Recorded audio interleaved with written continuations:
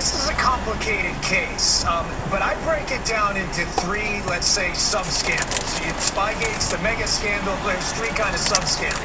The one you're addressing here is what I call the information superhighway, or the information laundering operation. And it's best summed up this way. When the FBI source for most of the information used to spy on the Trump team, a guy by the name of Christopher Steele, you got it. Thank you so much. Team to generate this fake, spurious, nonsense information against Trump. When he was discredited and deemed by the FBI, and I'm quoting Jesse, the FBI here, when he was deemed not suitable for use as a source anymore because he was lying about his media contacts, they had to launder his information back into the FBI to use him again. So what did they do? They hired the wife of a DOJ official, Bruce Orr, his wife Nellie at Fusion GPS, reconnected Steele right back into the DOJ, and basically instead of laundering money, they laundered information. It's an absolute disgrace what happened to this president. And Greg, someone made a great point the other day. You know how Dianne Feinstein is. It's been discovered that she had hired some Chinese mole, Chinese spy for many, many years. When the FBI got wind of it, they didn't send a bunch of FBI agents and spies to go look into Dianne Feinstein and try to entrap her. Instead, they gave her a defensive briefing and warned her about this guy.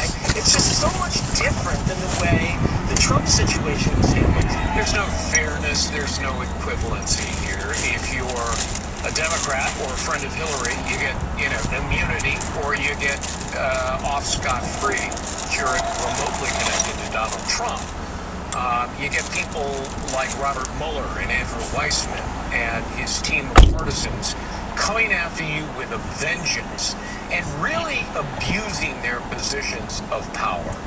And that's part of the story of the Russia hoax. And you're right about Bruce Orr and Christopher Steele. I mean, Steele's on the payroll of Hillary Clinton and the FBI. And when they fire him for being a liar, they continue to use him in violation of FBI regulations. They were devious about it.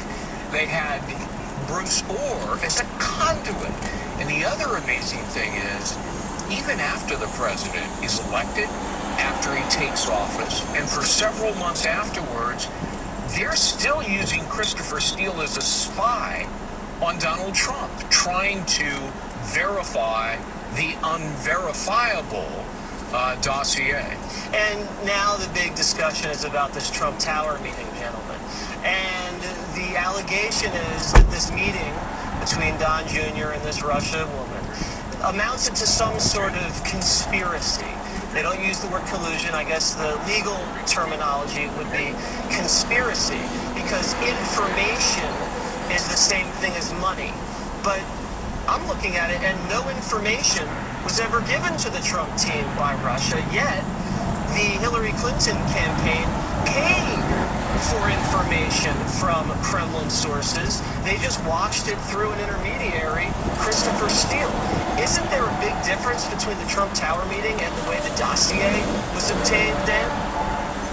You know, Jesse, you just hit the nail on the head. Jonathan Turley, who does a lot of work in this network, who is a very skilled lawyer and not partisan by any stretch, wrote a terrific piece saying just that.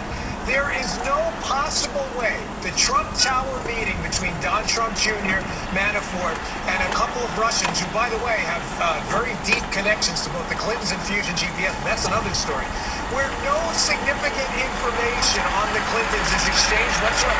Granted, the meeting's a bad idea, everybody acknowledges that, okay?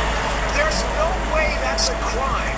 But as you just said, Hillary Clinton, who actually paid Jesse, paid Kremlin-connected sources for actual information that was changed, and that did change it.